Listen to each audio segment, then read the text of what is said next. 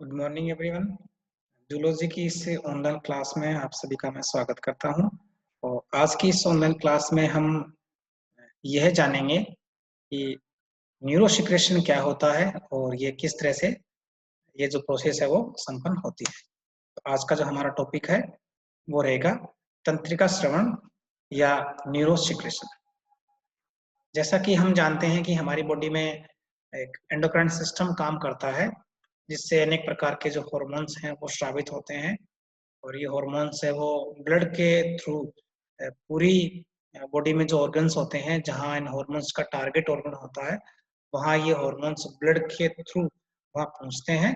और उसके बाद उस हार्मोन से जो संबंधित जो फंक्शन होता है वो कंप्लीट होता है। तो हमारी जो बॉडी है, ये बॉडी नर्वस सिस्टम और जो एंडोक्राइन सिस्टम है, इन दोनों के सहयोग से हमारी बॉडी जो है बैलेंस में रहती है। और नर्वस सिस्टम में जो सेल्स होती है वो न्यूरॉन होती है। और इन सेल्स का मुख्य जो काम होता है वो तो तंत्रिका आवेग का संचरण करना होता है। और कुछ जो न्यूरॉन्स होती है वो अपना जो मूल कार्य है उसके अतिरिक्त कुछ न्यूरॉन्स जो होती है वो सेकेंडरी रूप से वो जो सिक्रेशन का नेचर है या कहें स्रावित स्वभाव है वो विकसित कर लेती है। इस प्रकार की जो न्यूरॉन होती है उन्हें हम तंत्रिका स्रावी कोशिकाएं या न्यूरो सेक्रेटरी सेल्स उन्हें हम कहेंगे। यानी है तो क्या, ये न्यूरॉन ही है, तंत्रिका कोशिकाएं ही होती है। और लेकिन ये अपने भीतर स्रावी स्वभाव विकसित कर लेती है। और इस तरह से इन कोशिकाओं को हम तंत्रिका स्रावी कोशिकाएं या न्यूरो सेक्रेटरी सेल्स कहेंगे, जो विशेष प्रकार के केमिकल का ये स्राव करती हैं, उसे हम न्यूरो हार्मोन कहेंगे। तो इस तरह से जो न्यूरो सेक्रेटरी सेल्स होती है वहां से न्यूरो हार्मोन्स निकलता है या तंत्रिका हार्मोन्स निकलता है, और वो हमारी बॉडी को प्रभावित करता है। जैसा कि न्यूरो सेक्रेटरी सेल्स के बारे में मैंने आपको बताया कि ये स्पेशल प्रकार की न्यूरॉन ही होती है, तंत्रिका कोशिका ही होती है, जो कि एक सिक्रेशन का एक स्पेशल जो नेचर है वो विकसित कर लेती है, जिसके कारण इसे न्यूरो सेक्रेटरी सेल्स कहेंगे। और हम जानते हैं कि जो एंडोक्राइन सिस्टम में अनेक प्रकार की जो ग्लैंड्स होती है, पिट्यूटरी है, थायराइड है, एड्रिनल है, गोनेड्स हैं, ये सभी जो ग्लैंड्स होती है ये हार्मोन्स का स्राव करती है। और इनके ऊपर जो नर्वस सिस्टम है उसका कंट्रोल रहता है। मेनली जो हाइपोथैलेमस है वो पिट्यूटरी के फंक्शन को कंट्रोल करता है, पिट्यूटरी ग्लैंड को कंट्रोल करता है। और पिट्यूटरी से निकलने वाले अनेक हार्मोन्स हैं जो अन्य ग्लैंड्स को कंट्रोल करते हैं। और यदि न्यूरो सेक्रेटरी सेल्स की बात करें तो ये एक जो न्यूरो सेक्रेटरी सेल्स है, इसकी ये सोमा या बॉडी होती है। और यहाँ इसका लंबा जो प्रोसेस या एक्सॉन होता है। तो जैसा कि मैंने आपको बताया कि जो न्यूरॉन जो होती है वही कोशिका सिक्रेशन का जो बिहेवियर डेवलप करके न्यूरो सेक्रेटरी सेल्स में कन्वर्ट हो जाती है। तो neuro secretion neuro secretory cells से होता है, यानी तंत्रिका श्रवण की जो क्रिया होती है वो तंत्रिका कोशिका के द्वारा होती है, 3 स्टेप में होती है। सबसे पहले जो न्यूरो सेक्रेटरी सेल्स होती है वो जो केमिकल है या जिसे हम कह सकते हैं कि न्यूरो हार्मोन है, उसका वो संश्लेषण करती है। उसके बाद में उसका ट्रांसपोर्टेशन करती है और उसके बाद में उसको रिलीज करती है।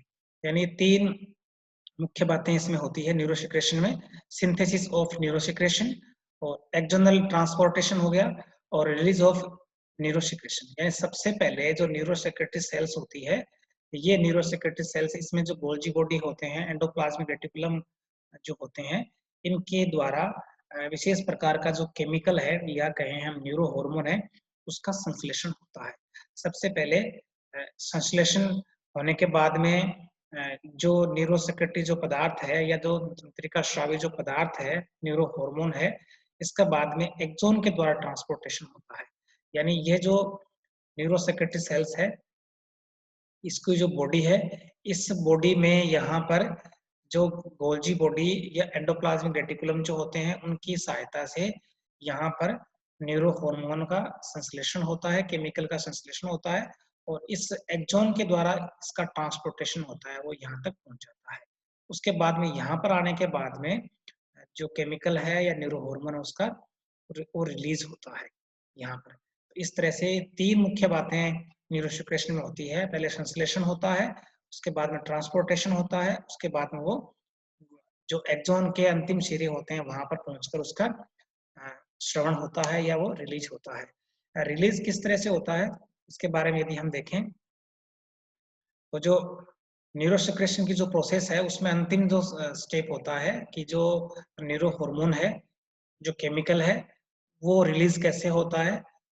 इसके भी अलग-अलग जो प्रमाण हैं वो हैं कि कुछ ऑर्गेनिज्म में जो एक्सॉन होता है, एक्सॉन का जो अंतिम सिरा होता है, टर्मिनल एंड जो होता है वहाँ पर ग्रेन्यूल्स के रूप में, कणिकाओं के रूप में रिलीज होता है और कुछ में एक्सोसाइटोसिस के द्वारा रिलीज होता है और कुछ डिफ्यूजन के द्वारा भी माना जाता है कि ये रिलीज होता है। यानी कणिकाओं के रूप में रिलीज हो रहा है, देखिए इस चित्र में यहाँ पर। और एक्सोसाइटोसिस के द्वारा भी ये क्रिया संपन्न होती है। सेल्स में किसी पदार्थों को अगर हम अंदर लेते हैं, कोशिका किसी पदार्थ को अंदर लेती है तो उसे हम एंडोसाइटोसिस कहेंगे और यदि किसी पदार्थ को कोशिका बाहर निकालती है तो वो एक्सोसाइटोसिस होता है। तो इस तरह से यहाँ पर एक्सोसाइटोसिस के द्वारा भी जो संश्लेषित जो पदार्थ है वो यहाँ रिलीज कर दिया जाता है और कुछ में डिफ्यूजन के द्वारा, विसरण के द्वारा भी ये जो पदार्थ है उसको एक्सॉन का जो अंतिम सिरा होता है, एक्सॉन के अंतिम जो बल्ब होते हैं, टर्मिनल एंड होते हैं, वहां से संश्लेषित पदार्थों को यहाँ से बाहर रिलीज कर दिया जाता है। इस तरह से न्यूरोसेक्रेशन की जो क्रिया है वो संपन्न होती है। और जैसा कि मैंने बताया आपको कि जो नर्वस सिस्टम में जो न्यूरॉन होती है, यह न्यूरॉन ही विशेष प्रकार का स्रावित स्वभाव विकसित कर लेती है और इन्हें ही हम तंत्रिका स्रावी कोशिकाएं कहेंगे। और ये तंत्रिका स्रावी कोशिकाएं जो तंत्रिका हार्मोन है या न्यूरो हार्मोन है उसका सबसे पहले संश्लेषण करेंगी, उसके बाद में उसका एक्सॉन के द्वारा उसका ट्रांसपोर्टेशन होगा और उसके बाद में उसको एक्सॉन का जो अंतिम जो भाग होते हैं वहां से उसको रिलीज करती है। रिलीज ग्रेन्यूल्स के रूप में, कणिकाओं के रूप में हो सकता है या एक्सोसाइटोसिस के द्वारा हो सकता है या डिफ्यूजन के द्वारा हो सकता है। Thank you.